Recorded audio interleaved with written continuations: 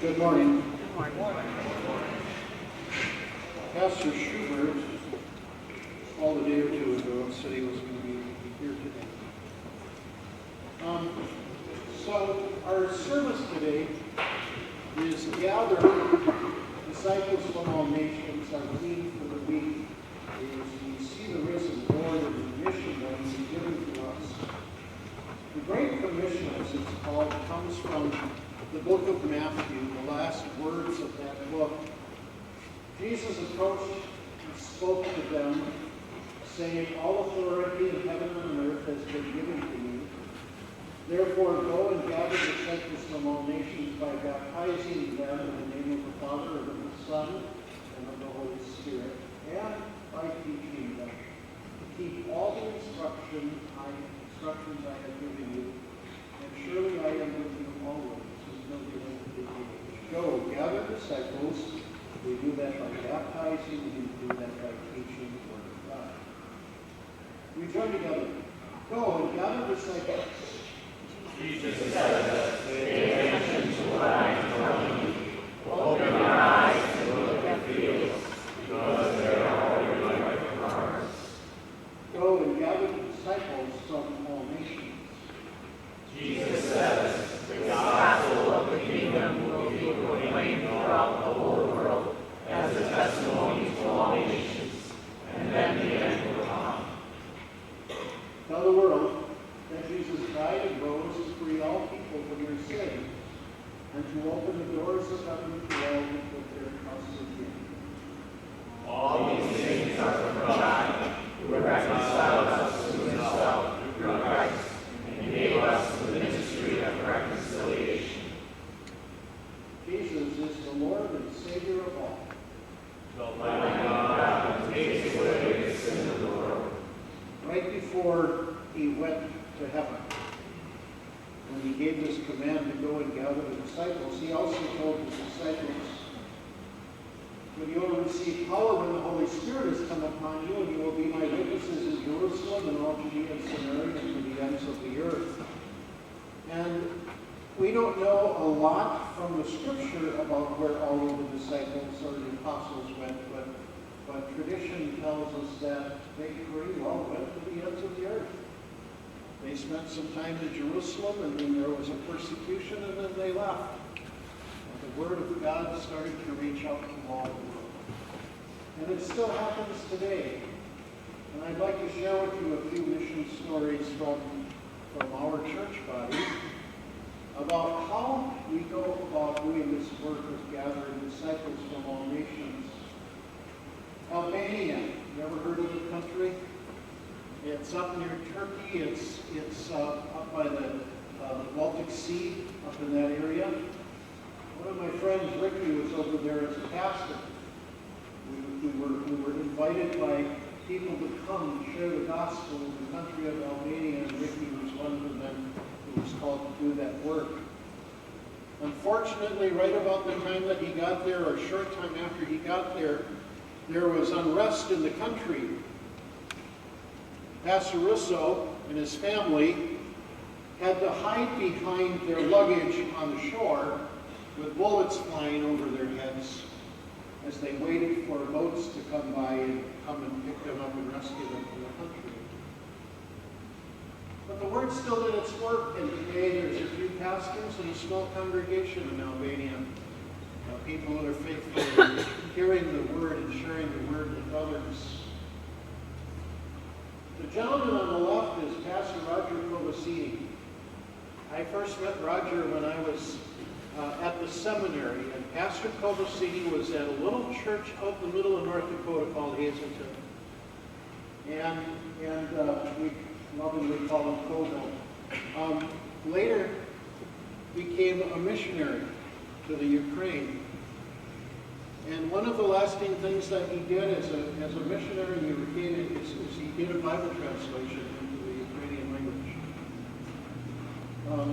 which is now being used by many people. Because he heard the call to go out to the world. This is one of my professors at school. His name is Ernst Glendon. Back in the 1940s, he and another gentleman were called by our synod to go to Africa, Malawi, I think it was. Might have been Zambia. Mr. Dordino. Yeah. He was there for 25 years. Going to all the world. 25 years, he was so respected over there, they called him Guana, the chief. He later came back and he taught us about mission work at the seminary. From that little fledgling two-people missionary group, there are now over 45 to 50,000 Christians, Lutheran Christians, in Zambia and Malawi alone, not to mention many of the other nations who are working in Africa. One of the interesting ones that has happened recently is the country of Nepal. If you know anything about world history, and you go north of India and over the Pakistan area and Tibet and that, the Himalayan region, call it one of the darkest places on earth. We were contacted by a young man named Yoshi who had read our materials on the internet. And who would have known that we would have gone to a country so far away? But as of now, we have 3,600 people who've been baptized.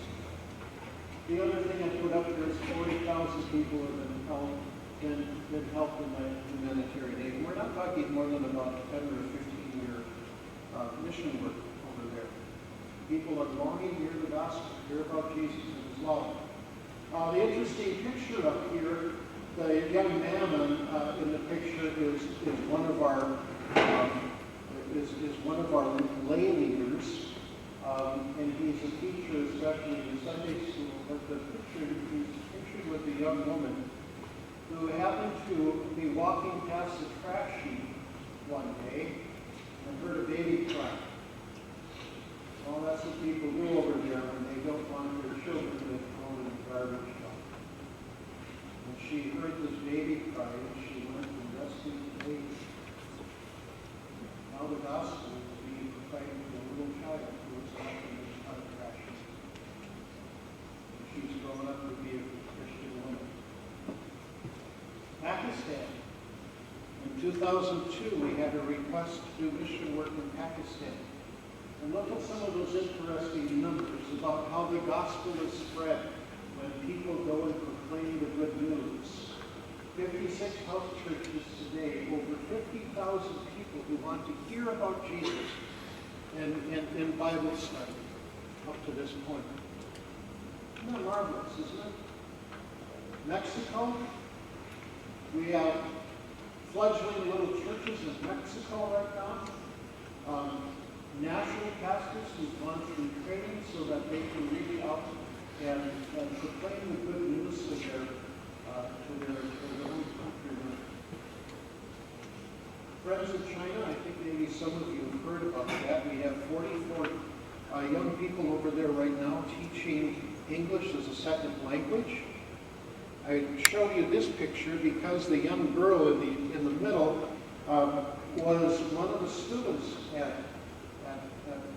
one of these classes. She came to know her Savior, call her Cece, I don't really know her real name. But I lost track of her for a while. And then we had members who were doing work in Thailand, and here she was in Thailand, sharing the good news with people in the country of Thailand. She says that because she was touched by the gospel of the Friends of China, she is now a friend of Thailand.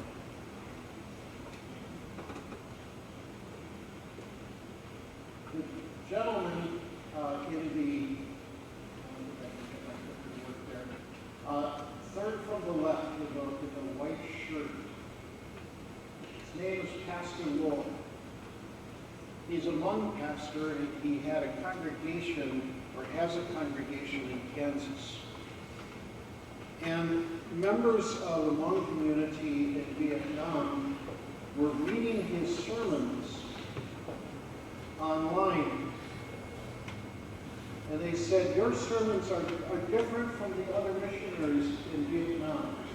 They all preach law and law and law and what you have to do. to get God to love you. He said, your sermons tell us about gospel, what Jesus has done to save us and how he loves us. And we want you to come over and we want you to teach us the Word of God. Right now we're sending our seminary professors and others, and Pastor Laura have been going over to Vietnam for the last couple of years, and are instructing 325 pastors who are able to reach well over 100,000 men with the good news of Jesus. Gather disciples from all nations. We could go on and on.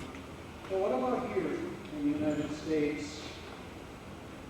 One of my friends happened to be flying to New Orleans and sat down next to a gentleman, and I struck up a conversation because we could talk about anything, right? And we just happened to ask the gentleman what he did for a living. And he said for the next 45 or 50 minutes of that flight, man told me about his job. He was a photographer for Playboy magazine.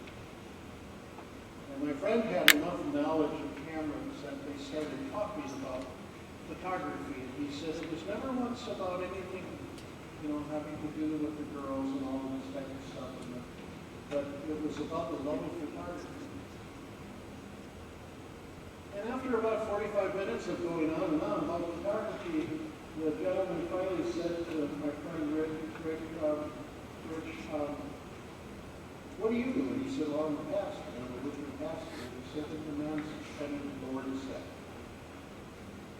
And Rich said, don't feel bad. He said, I love talking to you about this. He said, the man said, I haven't had a relationship with Christ in a long time. Well, the upshot of that was that his card, and he started communicating with him. The man is now, he left his life as a photographer with Playboy and has taken up a new life in photography. And he is now a member of one of our churches down in the South. And wonderful Christian lady. Just some talking.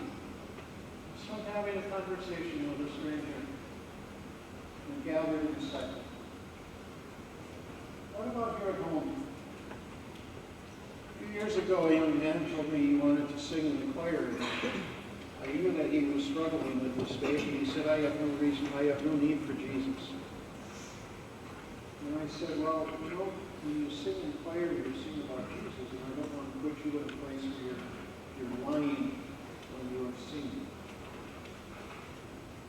During that senior year, he had a lot of difficulties. His father died, and he was pretty much, his mother died, and he was pretty much left out in the cold. His dad didn't want him. And one of our members of our congregation took him under their wings, gave him a house, gave him a place to stay, under the condition that he would go to God and such. The pastor told me that in his first couple of weeks of instruction, he would usually get to the second on the sea. But then something clicked. And so he was the one asking all the questions, and he was relating what he was learning at Shoreland. And by the end of that Bible instruction, that lesson, you believe what the Bible teaches you, what you're learning here and what you learn at Shoreland. And he said, yes. So like in a week or 2 weeks, he's learning. Disciple gathered. What about the blessings that come from sharing the good news of Jesus? You had an opportunity to talk to somebody, to be part of that wonderful ministry. What about you? You're redeemed. You've been saved by the blood of Jesus. Your life is transformed. You have an opportunity to talk about Jesus at work. What about neighbors and friends? What happens when you leave Shoreland? Will you be one of those? It's always neat to hear stories of our students who have an opportunity to share their faith on their college campuses. And are you going to join those? Have you given strong thought about being a pastor or a teacher yourself and make it a full-time mission of yours to go out and preach the gospel. Jesus doesn't say, go and gather disciples, and you will be my witnesses to the person next to you. He says it to you. He wants you to be somebody who's not ashamed of the gospel, because you know that Jesus gives certainty, he gives eternal life, he gives forgiveness, and those things, it can't be taken away. You and I belong to a school where we educate, encourage, and equip, and I hope and pray that those of you who are leaving here and those of you who are here, that the most important thing about those three words is that we encourage not only a life of service, but also to be ambassadors of Jesus.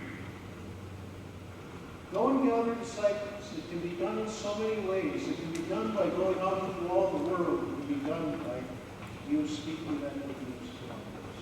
May God give us grace to do that. And in encouragement of that, we sing 556. Pay attention to these words as they instruct us all how to go and gather disciples.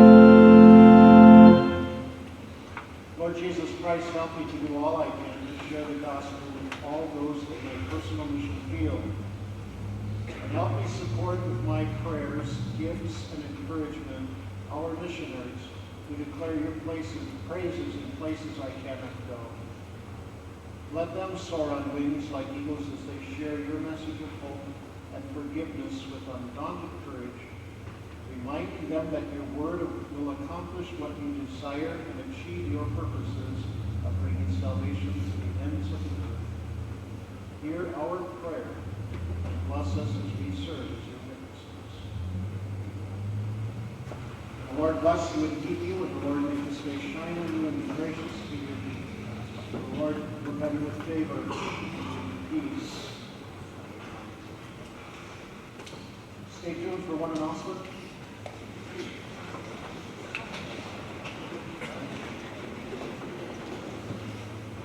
Hey everybody, two things.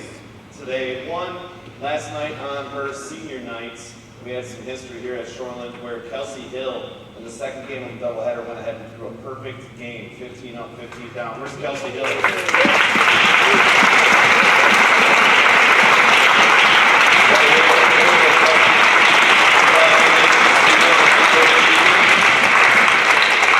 The athletic director gets to celebrate lots of good things, obviously, and I get to work with a lot of great people. One of those great people is here to talk to us today. Milan, come on down.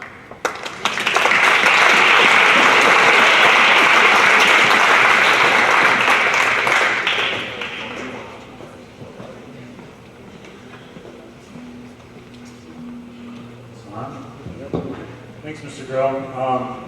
Thanks everybody for the opportunity to speak to you all this morning.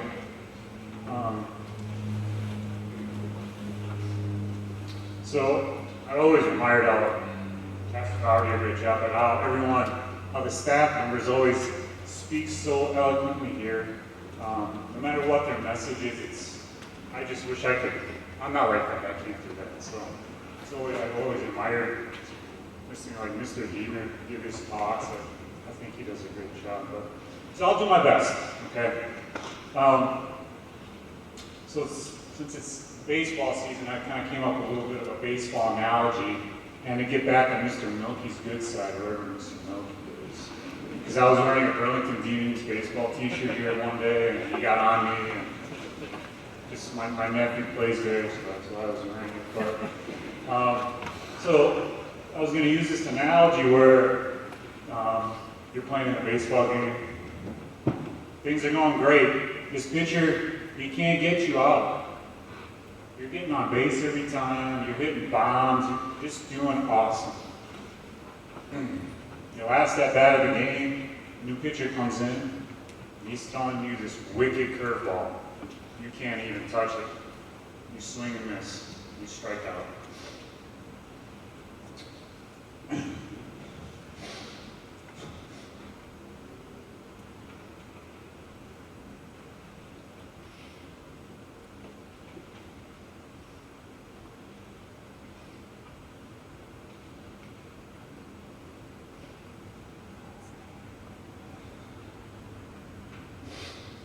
Over the past month, to me, it's a wicked curveball been thrown in my life.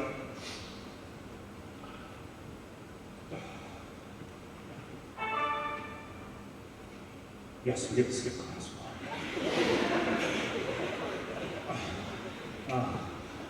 So my bosses at work have informed me that I can no longer serve as the athletic trainer at Shoreland.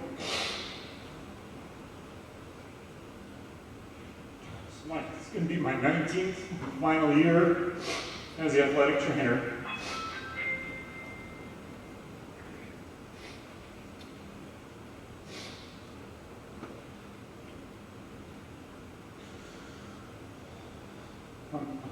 I'm sorry I can't look out, but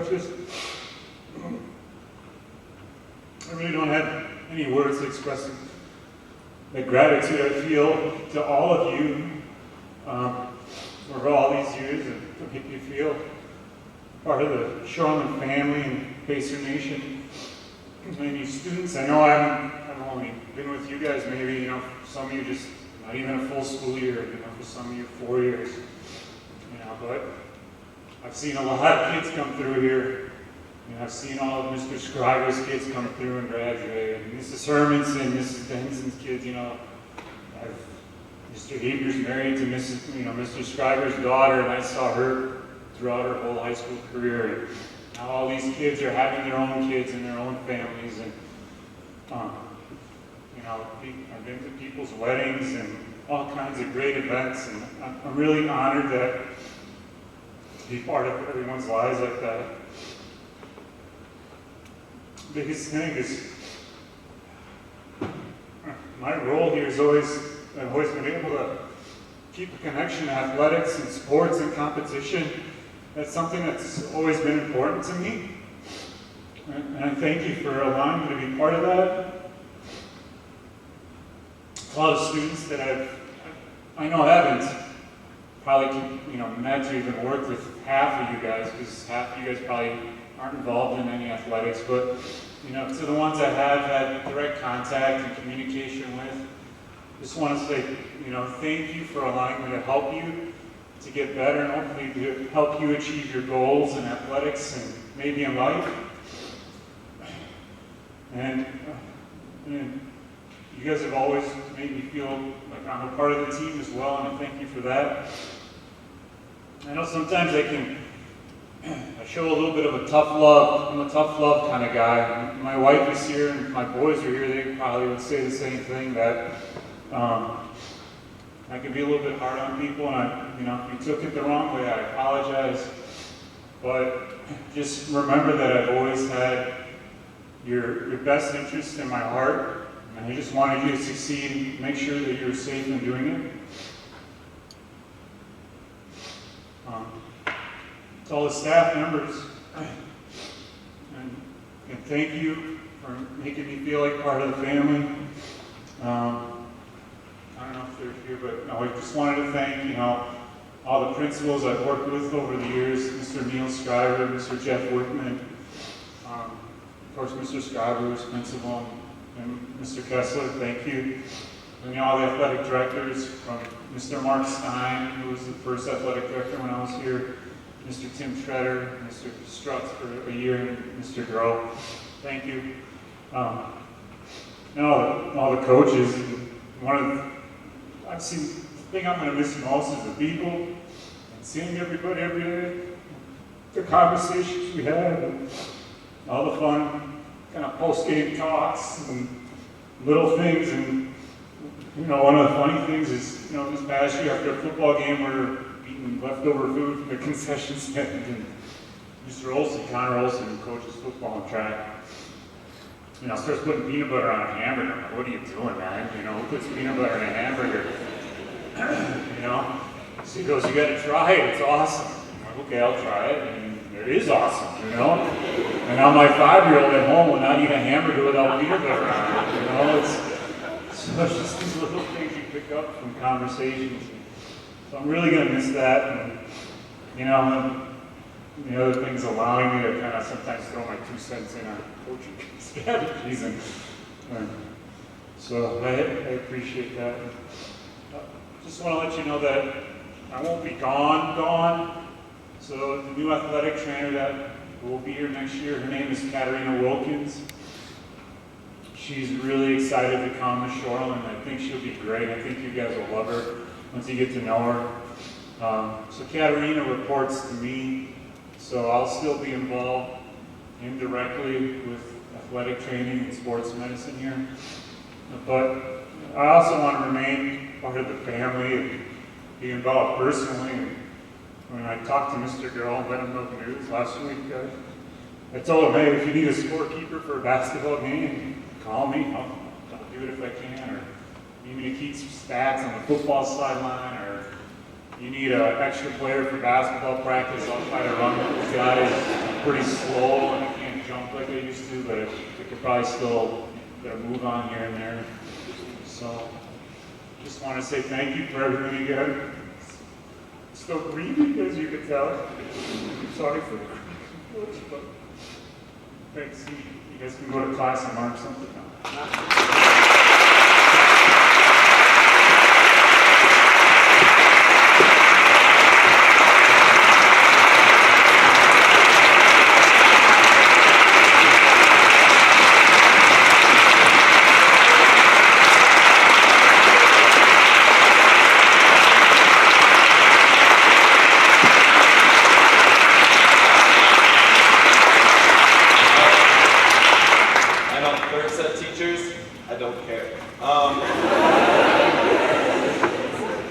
I'd like to thank Britt as well, because I know over the course of fall and winter and now in the spring, the one guy who's here more than I am is probably Milan each night, so thank you for giving him to us for all these years. Now he gets to just sit like 1 row back, which is fine as he continues to be here. And thank you, Milan, for everything. You're not done yet. We're going to hold on to you for as long as I can keep playing soccer. Girls, let's keep Milan here as long as we possibly can. And We'll be seeing him around, and it's overused, and it's the hashtag thing, and it's going to be always, always true of Milan, as he spent so much time here with this Shoreland family. He's once a Pacer, always a Pacer, sir. So you're a part of this family. We're going to talk to him a lot more coming up. Thanks to Milan. Now we'll let you get back to class. Have a great day, everybody.